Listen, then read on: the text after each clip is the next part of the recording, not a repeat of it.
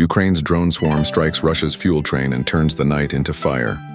9:50 a.m., September 14th, 2025. 450 Ukrainian drones swarm toward a Russian fuel train loaded with 12 million L of diesel and aviation fuel. Within minutes, Russian defenses screamed to life. Panzer S-1S firing thousands of rounds to M2s, launching interceptor after interceptor. But they couldn't stop everything. Dozens of unmanned aerial vehicles broke through, slamming into tanker cars. The explosion sent a fireball 400 ft high, derailing the train and igniting nearby depots. Hundreds of Russian troops were caught in the inferno. Moscow immediately counterattacks. Dozens of Smir rockets and Iskander missiles streaked toward Slovian, aiming to crush Ukraine's launch sites. Civilians braced for annihilation, but Ukraine was ready. Patriot PAC-3Es and NASAMS roared upward, tearing intercepts across the night sky while HIMARS answered with blistering counterfire. What began as a fuel train inferno became a duel of retaliation, one that would leave Russia bleeding from its own overconfidence. At 9:45 local time, September 14th, 2025, the morning sky over Luhansk, eastern Ukraine carried an uneasy silence. On the steel tracks below, a massive Russian fuel train stretched for nearly half a mile. Its 40 tanker cars loaded with more than 12 million L of diesel and aviation fuel. To Moscow, this train represented the lifeblood of its artillery forces in Donbass. To Kiev, it was a floating powder keg waiting to ignite. Hundreds of Russian troops ringed the railroad, armed with rifles and heavy machine guns, while Panzer S-1 and Tor M2 air defense systems stood guard. Radar operators monitored the skies, confident nothing could penetrate their shield. But unknown to them, Ukrainian planners had been watching for 72 hours, mapping every guard rotation, every fueling schedule, every blind spot. For Ukraine, this was not just an opportunity, it was a necessity. Each day, Russian artillery burned through 2,000 tons of ammunition, sustained only by shipments like this. Destroying a single train could silence dozens of batteries for weeks, altering the tempo of the war itself.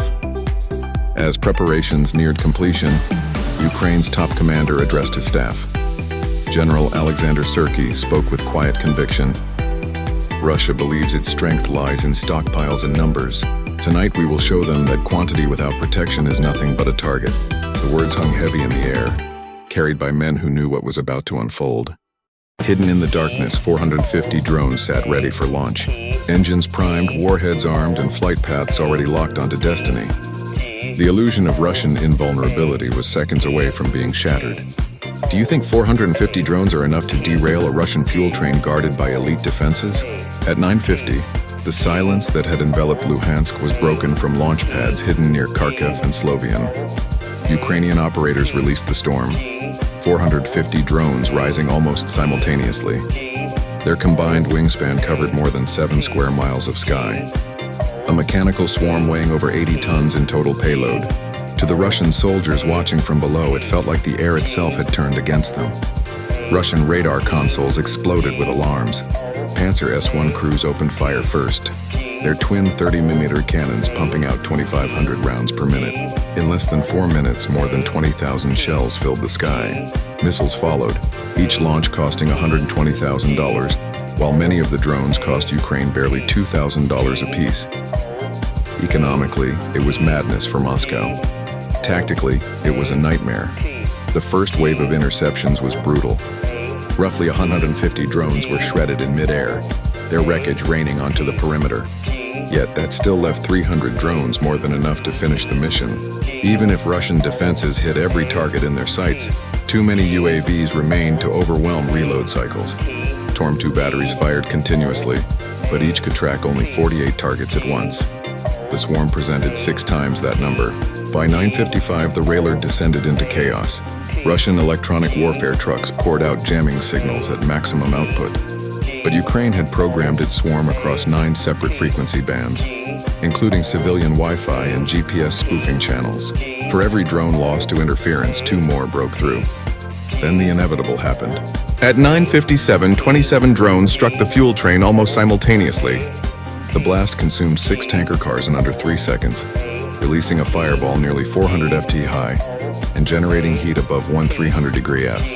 The shockwave shattered 200 windows in nearby Luhansk neighborhoods, and the train itself, 2,500 tons of steel and fuel, buckled off the tracks like a child's toy.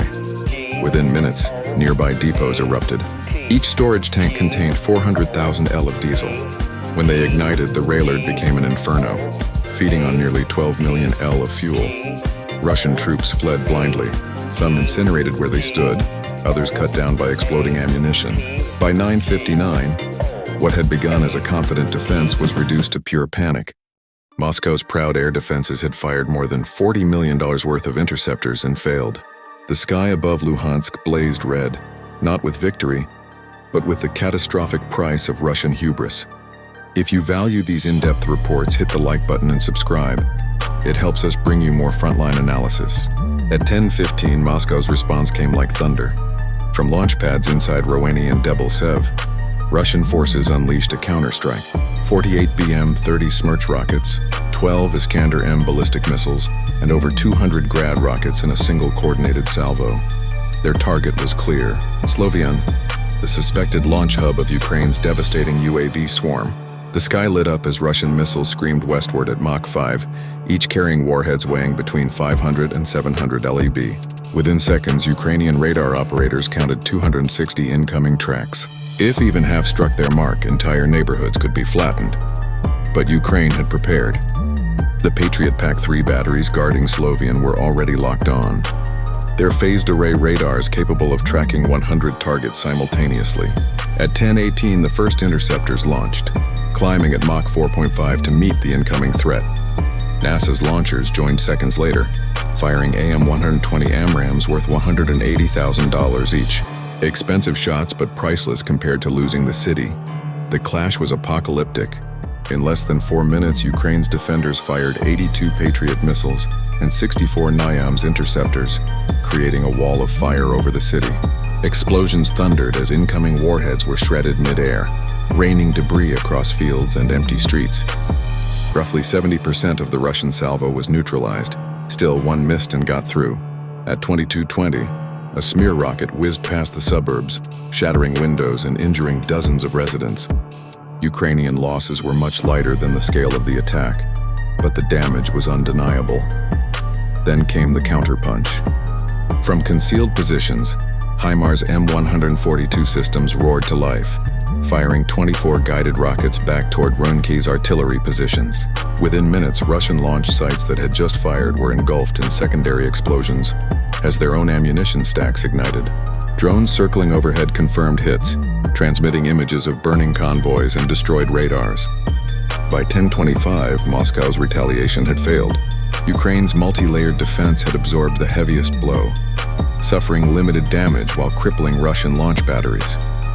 What Russia meant as vengeance only underscored Ukraine's resilience and set the stage for Kiev's own devastating reply.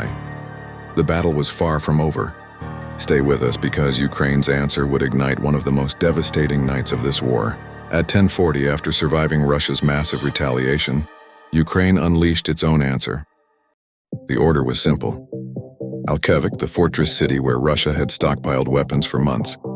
Hidden deep in fields and abandoned factories, Ukrainian operators launched another 200 UAVs, this time loaded with fragmentation warheads designed for maximum damage against fuel tanks and ammunition stacks.